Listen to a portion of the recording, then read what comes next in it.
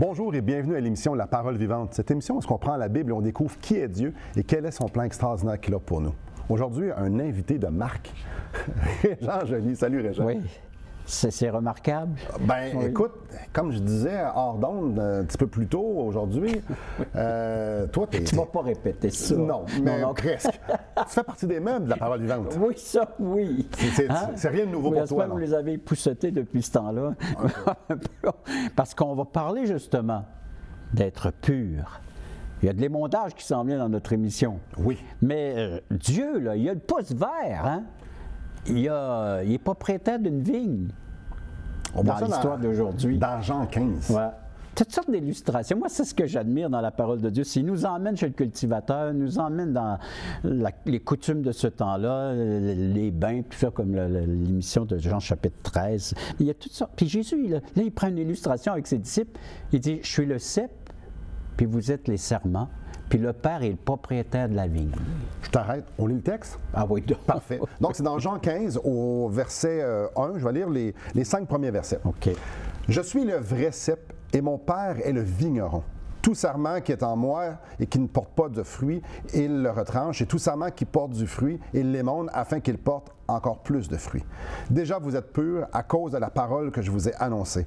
Demeurez en moi et je demeurerai en vous. Comme le sarment ne peut de lui-même porter du fruit s'il ne demeure attaché au cep, ainsi, vous ne le pouvez pas non plus si vous ne demeurez en moi. Je suis le cep. Vous êtes les sarments. Celui qui demeure en moi et en qui je demeure porte beaucoup de fruits. Car sans moi, vous ne pouvez rien faire. Comme tu dis, Dieu a le pouce vert. Oui. C'est lui qui est le vigneron. Voilà. Puis, lorsqu'il plante quelque chose, ça doit rapporter du fruit quelque part. On ne peut pas laisser ça pousser, puis sans que ça rapporte quoi que ce soit. Ben, et c'est facile à imaginer parce que ici, Jésus nous dit, moi, je suis le tronc d'arbre. Bon. Le cep, je suis le tronc d'arbre. Vous êtes les sarments, vous êtes les branches. Une branche, inévitablement, va porter du fruit parce que sinon, ben, ça voudrait dire que le tronc d'arbre n'envoie pas tous les nutriments nécessaires Et pour s'il porter n'y a le fruit. pas de sève qui coule dans certaines branches, la branche, elle est morte. Ben oui. Et l'émondage. J'aimerais ça qu'on puisse parler justement de cette connexion-là entre le serment, entre la branche et le tronc, entre moi, toi et Jésus. Parce qu'on n'est pas né attaché à Jésus. Comment ça se passe? C'est quoi l'illustration ici là, qu'on peut voir? Mais c'est mon identité. Alors, qui suis-je? Je suis une création de Dieu. Et comment est-ce que je peux entrer en relation avec Dieu, avoir cette sève qui coule en moi? Ben oui. C'est par Jésus-Christ. Alors ça, c'est l'image que le Seigneur est en train d'emprunter de la nature, là. Dire, branchez-vous avec moi, connectez-vous à moi, et puis vous aurez la vie. Et cette vie se manifestera par des œuvres qui honorera mon Père, qui glorifiera mon Père. Un peu comme à la Samaritaine, quand il parle des fleuves d'eau vive, quand il parle de la vie, c'est de ça qu'on parle. Oui, exactement. Et si on regarde, si je ne suis pas attaché à Jésus, ça nous dit, car sans moi, à la fin du verset 5, sans moi, vous ne pouvez rien faire. Alors, il ne parle pas de ce que l'être humain peut accomplir. Et c'est grandiose ce que l'être humain est en train de faire dans notre société, là. Il y a des étapes d'amélioration encore à faire, mais on avance. Il y a du progrès qui se fait. Hein? Mais ici, il parle des œuvres qui vont honorer le Père, qui vont glorifier le Créateur. Parce que la vigne, le Père et le vigneron, la vigne, on pourrait appeler ça son royaume. Donc, dans le royaume de Dieu, si tu n'es pas attaché à Jésus, tu ne peux pas rien faire. C'est comme le cultivateur qui est fier de ses champs, qui est fier de son troupeau, peu importe. Alors, le vigneron, c'est le Dieu, le Père, et puis il a créé ce monde, et maintenant, il attend de voir la manifestation de ce monde envers lui. Donc, moi, là, je suis un avec Jésus. J'étais pas plugué, mais attaché à lui. Oui. Dans Romains 6, ça nous parle qu'on est devenu une même plante avec lui. On peut voir dans Éphésiens beaucoup, on est en lui. C'est tricoté avec lui. Donc moi, là, la chose la plus importante dans ma vie, c'est de savoir, est-ce que je suis une branche qui est attachée à Jésus, qui est le tronc dans le royaume de mon Père. Parce que si ça, c'est pas clair, là, ben, je fais-tu partie du royaume? C'est la base. mon identité avec Jésus-Christ. Et comment est-ce qu'on se lie à Jésus-Christ? Il n'y a qu'un seul moyen, par la foi.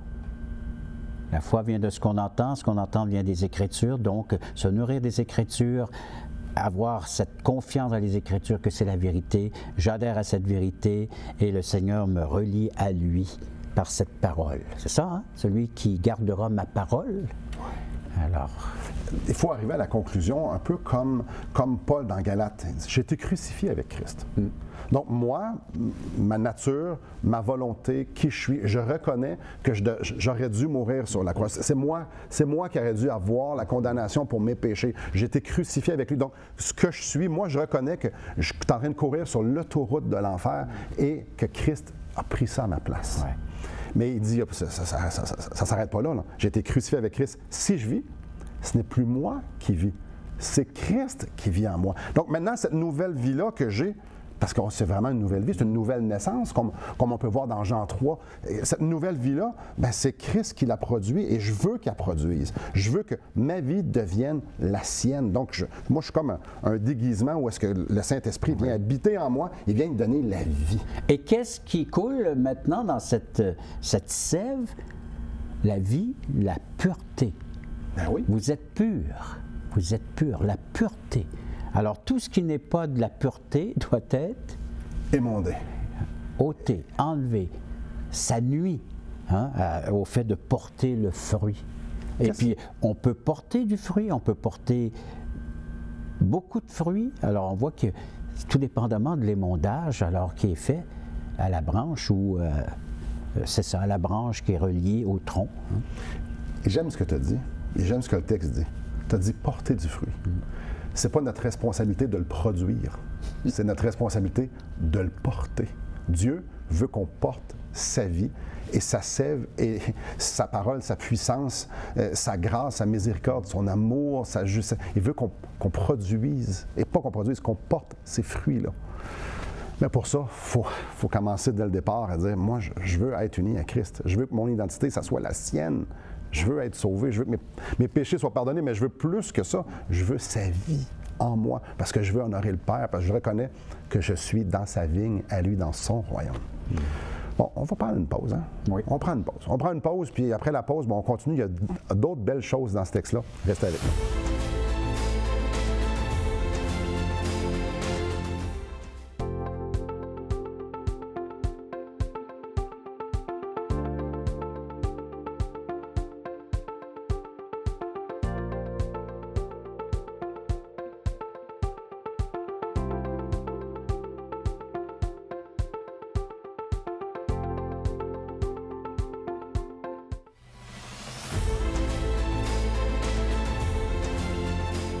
Bonjour à vous.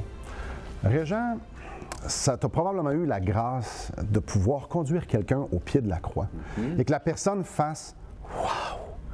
Jésus est mort pour moi. » La personne s'est reconnue pécheur, elle a reconnu que Jésus, c'était la seule solution pour avoir une justice qui vaut devant Dieu. Et là, c'est là que cette personne-là est attachée à Jésus-Christ, devient une branche. Et dès cet instant-là, l'Esprit Saint vient faire sa demeure en elle et l'Esprit Saint commence à produire du fruit. Et c'est formidable de voir les fruits, d'être transformés. Moi, je l'ai vu dans ma vie, je l'ai vu dans d'autres aussi, mais dans ma vie, dès le lendemain, attends un petit peu, là, j'avais des désirs que je n'avais pas avant. Je deviens une nouvelle personne, une nouvelle création. Puis là, je commence à avoir des fruits. Ça, c'est la norme. Oui, puis c'est le début. C'est ma nouvelle identité. Le texte nous encourage, les Écritures nous encouragent à nous relier avec Jésus-Christ. C'est le tronc, c'est le cep, c'est la sève, c'est la vie. Et puis on se relie par la foi en Jésus-Christ. C'est un cadeau, c'est un don. Hein? La foi vient de ce qu'on entend. Et on se relie à Christ, c'est le départ. Mais là, il y a des gens qui font des professions de foi. Ouais. Il y a des gens qui disent « Je l'aime Jésus », puis sans porter le fruit. Et le texte nous parle de ces conditions-là. Est-ce que tu nous lirais le verset 6 et 7? Le verset 6 et 7 qui dit « Si vous demeurez en moi, c'est-à-dire si quelqu'un ne demeure en moi, verset 6, il est jeté dehors comme le serment et il sèche puis on le ramasse et on le jette au feu et il brûle. Si vous demeurez en moi et que mes paroles demeurent en vous, demandez ce que vous voudrez et cela vous sera accordé. Alors donc, il y a des gens qui font profession de foi mais ne demeurent pas en Christ, n'ont pas cette sève qui coule, n'ont pas cette possibilité de porter le fruit qui honore, qui glorifie Dieu comme en tant que créateur, en tant que Seigneur de leur vie. Alors, profession, c'est pas le fait d'appartenir à une religion qui prêche le Christ ou à des assemblées qui prêchent le Christ, c'est vraiment d'être attaché au cep, au tronc. Sinon, pas de fruit. La branche est morte, elle est retranchée et jetée au feu. Il y avait beaucoup de gens, quand Jésus a marché, puis il y a eu un ministère public, il y a beaucoup de gens qui venaient à Jésus. Il y avait beaucoup de gens qui venaient pour être nourris, qui venaient pour être guéris. Pour voir des miracles. Pour voir des miracles. Et quand Jésus se mettait à prêcher, puis il les confrontait à leur propre justice, à leur péché, souvent ces gens-là partaient. Et ça dit même le texte que Jésus savait ce qu'il... Il connaissait leur cœur, il connaissait les pensées, le pourquoi, puis il leur dit, puis il les confronte. Vous ne cherchez qu'à vous nourrir physiquement, avoir du pain. Il y a beaucoup de gens qui s'approchent de Jésus pour recevoir quelque chose, pas recevoir la vie éternelle, non, pour recevoir les bénédictions. Le bien-être. Hein? Et il y en a qui s'approchent de Jésus aussi pour démontrer à Jésus, regarde comment je suis bon. Oui. Dans Matthieu chapitre 7, ça nous parle justement de quelque chose de dur. Ou ce que ça nous dit qu'un jour, qu'il y a des gens qui vont se présenter à lui et qui vont dire hey, on a fait ça, on a fait des miracles, on a fait plein, on a fait. Puis Jésus dit retirez-vous de moi, je ne vous connais même pas. Parce qu'ils n'étaient pas connectés, de la connexion qu'on parle ici. Ces gens-là n'ont pas mis leur foi. Ils savaient des choses à propos de Jésus, s'attendaient des choses de Jésus, mais ils n'ont pas mis leur foi dans ce que Jésus a fait, puis de dire je m'abandonne à Jésus. Et ceux qui s'abandonnent à Jésus, eux, sont comme le deuxième verbe. Alors, ceux qui n'appartiennent pas et ne portent pas de fruits sont morts, c'est retranché. Mais émondé, c'est afin qu'ils portent plus de fruits. Là, on parle de la recherche de cette pureté que cette sève nous met à cœur, nous donne comme goût maintenant, une nouvelle façon de vivre. Ouais. Je déteste le péché, je recherche ce qui est saint, ce qui est bon, ce qui est pur, ce qui est agréable à Dieu, à mon Créateur, puis à mon Sauveur, à mon Seigneur. Alors, il y a une sanctification qui s'opère en nous par cette sève qui coule. Alors ça, c'est l'émondage spirituel. Je te fais une histoire qui est un parallèle à ce qu'on est en train de parler. Tu vas apprendre quelque chose de moi. Quand j'avais 18 ans, j'ai travaillé au Château Lac-Louise en Alberta. Château 5 étoiles, si ma mémoire est bonne, et j'étais laveur de vaisselle. Et à la fin du quart de travail, les cuisiniers nous apportaient, et les serveurs, ce qui restait sur les plateaux. Et là que j'ai découvert les gâteaux au fromage. J'ai goûté les meilleurs gâteaux au fromage que j'ai goûté dans ma vie, c'était sublime. Et j'en mangeais beaucoup. J'ai dit, OK, à tous les soirs, je voulais avoir beaucoup de gâteaux au fromage. Et ce qui est extraordinaire, c'est que, pas tant, mais bref, ce qui est plate aussi, c'est quand je suis parti de là, puis j'ai commencé à travailler à d'autres places, puis j'ai jamais remangé des bons gâteaux au fromage comme ça. Mais si j'en ai remangé, j'en ai jamais mangé autant. Donc là, je mange du gâteau au fromage, je dis, ouais, bel effort, mais c'est pas pareil. Et je me souviens encore, et là, c'est quoi le parallèle avec ça ici? Il y en a tout un. Quand tu goûtes Jésus-Christ, quand tu goûtes sa vie, quand tu goûtes à quel point il est bon, quand tu vois à quel point il te fait porter du fruit, tout ce qui n'honore pas Jésus, je le veux pas. Je veux pas l'équipe B. Je veux pas avoir le monde qui va m'emmener loin. Ce que je veux, c'est je veux ce qu'il y a de meilleur. Et ce qu'il y a de meilleur, c'est Jésus.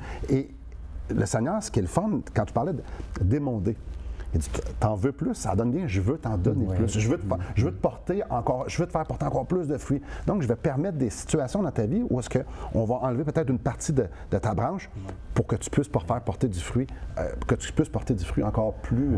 C'est-tu beau de voir un arbre, un pommier dans sa saison, là, qui plie, les branches plient. On n'a quasiment pas de besoin d'échelle, juste à portée de la main, comme ça on peut enlever le fruit puis en déguster un. Puis souvent, quand tu vas proche du pommier, tu vois que les branches ont été coupées. Voilà. Ouais. Pour pouvoir porter toutes ces pommes, il a dû être coupé, il a dû être émondé. Et ça, Dieu fait ça. Imagine le croyant comme ça, hein, sous le fait de porter beaucoup de fruits. Le fruit, c'est la manifestation de l'Esprit Saint en nous. Oui. Alors, la patience, la bonté, la L'amour, la fidélité, joie, ben l'amour, oui. la joie. Mais il y a aussi nos œuvres qui honorent Dieu, c'est de choisir de faire le bien plutôt que le mal, de s'éloigner du mal, de faire de professer et de partager la bonne nouvelle de Jésus-Christ avec mes semblables. C'est un fruit, ça aussi, c'est une manifestation. Je l'aime, je l'adore et je veux le partager avec toi. Je veux que tu y goûtes à ce Seigneur Jésus-Christ, comment il est bon. Quand on devient un avec Jésus, c'est rare qu'on va voir un petit pommier, ça de grand, porter des grosses pommes. Non. Le petit pommier va grandir.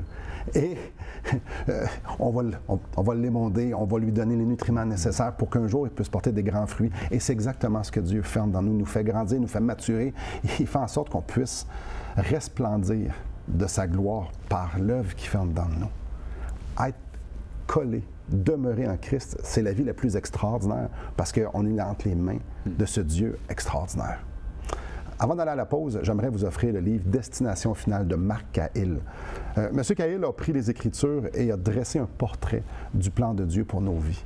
Donc, ce qu'on aimerait, c'est que vous puissiez avoir une idée claire de la destination finale qui commence aujourd'hui pour chacun d'entre nous. Donc, j'aimerais vous le mettre entre les mains pour que vous puissiez le lire. Et tout ce que vous avez à faire, c'est de communiquer avec nous, soit par écrit, soit par téléphone, et on vous l'achemine tout à fait gratuitement. Donc, après la pause, on continue à développer ce texte fort intéressant. Restez avec nous. Depuis maintenant 15 ans, nous avons l'immense privilège d'annoncer la bonne nouvelle de Jésus-Christ. Par la grâce de Dieu, nous avons fait plus de 500 émissions, distribué gratuitement des milliers de livres et que dire des centaines de personnes qui ont répondu par la foi à l'appel de Jésus. Aujourd'hui, nous aimerions inviter ceux qui ont reçu cette bonne nouvelle à faire équipe avec nous. Aimeriez-vous avoir un impact dans la francophonie pour l'Évangile? Joignez notre équipe en participant financièrement à la production de l'émission et en nous permettant de continuer à offrir de la littérature gratuitement à ceux qui sont ouverts à l'Évangile. Contactez-nous. Il nous fera plaisir de vous partager comment vos prières et vos dons peuvent faire la différence.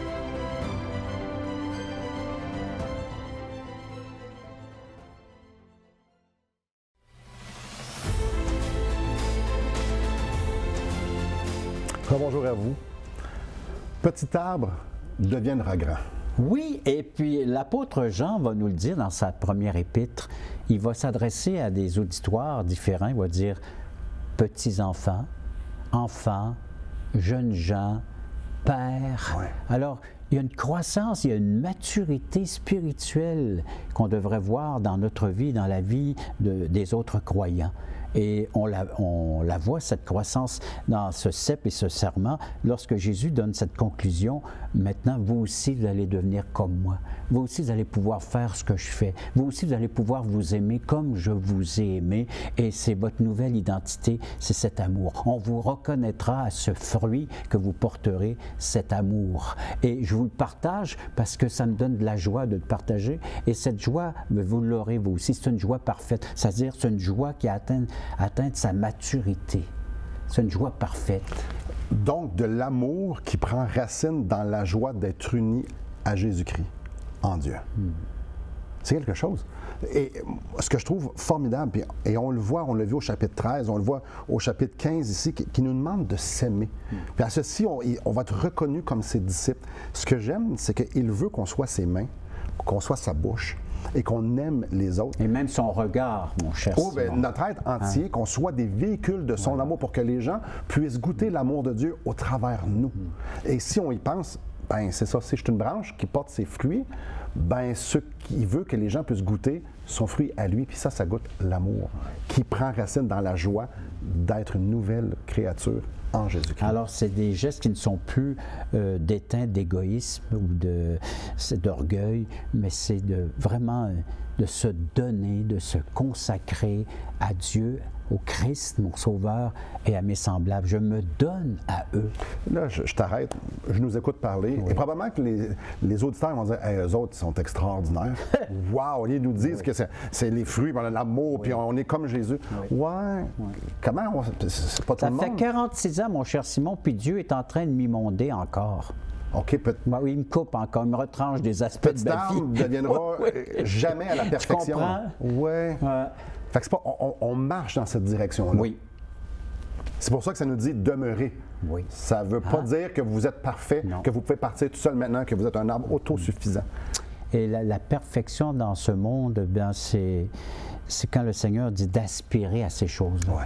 C'est ça notre perfection, c'est d'aspirer à ce que Dieu m'offre, à ce que Dieu me donne, à ce que Dieu m'accorde, à ce que Dieu me permet d'accomplir. C'est là la perfection. C'est pas des gestes parfaits, sans faute, sans erreur. C'est le fait de vouloir désirer cette maturité spirituelle. Et j'ajoute de reconnaître qu'on a besoin qu'il vienne le produire. Oui. Si je regarde dans mon cœur, ben, c'est pas ça qu'il y a naturellement. Donc, si je manque d'amour, pas si, quand je manque d'amour, Amen. quand je manque de puissance, quand je manque de grâce, de miséricorde, de patience, et la liste est longue, ça veut dire à tous les jours, je devrais toujours retourner à la croix. Puis dire merci Seigneur de m'avoir sauvé. Merci de me promettre que tu veux produire cette vie-là en moi. Et là, je veux demeurer, je veux m'attacher à toi. Je veux que ce soit ta sève qui monte. Et je veux pas que les gens reconnaissent l'amour de Simon. Je veux qu'ils Pendant reconnaissent des ton années, amour. ce fut ma joie de voir cette œuvre-là s'accomplir dans ma vie. Mais là, ma joie, c'est quand je vois cette manifestation dans la vie de mes proches, des autres frères dans la foi, de mes sœurs. Là, je suis en train de suivre un homme qui découvre, qui goûte, qui se fait émonder, là, puis qui commence à porter le fruit. Mais je me réjouis avec lui de voir cette manifestation de la pureté, de la sainteté dans sa vie, dans son cœur. Parce qu'il y a ça, ce désir-là de Seigneur, je veux avancer. Ce qu'on peut. Une des caractéristiques premières de savoir si je suis une vraie branche ou je ne suis pas une vraie branche, c'est je veux avancer. Viens produire ta vie à moi et monde-moi. Je veux que le monde puisse goûter. Et non seulement moi, je vais goûter, je veux que tout le monde alentour. Oui. On veut faire des petits, on veut faire des repousses. Voilà, oui. C'est la caractéristique d'un homme, d'une femme qui a goûté Christ. Vous, est-ce que vous avez goûté à Christ? Êtes-vous attaché solidement à Christ? Et quand je dis ça, je vais vous donner un exemple très clair. Si vous mourrez aujourd'hui, et le Seigneur vous demandait, où est-ce que tu devrais aller? Puis vous dites, ben moi, j'aimerais bien aller au ciel. Puis si vous demandez pourquoi, qu'est-ce que vous répondez à pourquoi je vous laisserai rentrer dans mon ciel? Moi, je peux vous dire, c'est pas j'ai des bonnes œuvres, je suis une bonne personne. La seule chose, c'est Christ a tout fait. Christ a tout payé. Christ m'a donné sa justice. J'ai été pardonné par son sang. J'ai aucune raison de par moi-même d'être en ta présence, Seigneur grand Dieu, mais par Christ. Et toute ma vie, j'ai vécu dans ce désir-là, cette aspiration-là que sa vie soit produite en moi. Je lui laisse la place, je m'abandonne. Vous savez, ça commence là. Et j'aimerais que vous puissiez prendre la pause pour vous demander, pour réfléchir en vous. Est-ce que vous avez pris cette décision-là un jour? De dire, Seigneur, sauve-moi, c'est ta vie que je veux vivre, c'est tes fruits que je veux porter. Prenez la pause pour y penser. Et après la pause, on va boucler, pas la ceinture, boucler l'émission, en se remémorant encore une fois à quel point Dieu est extraordinaire en Christ. Restez avec nous.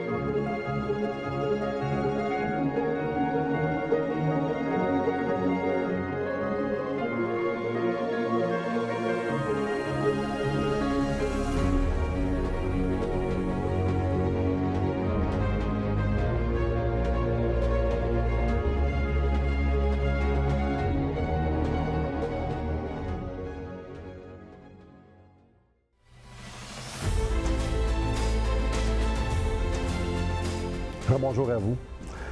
Régent, au verset 13, il y a un verset qui attire mon attention. Il n'y a pas de plus grand amour que de donner sa vie pour ses amis.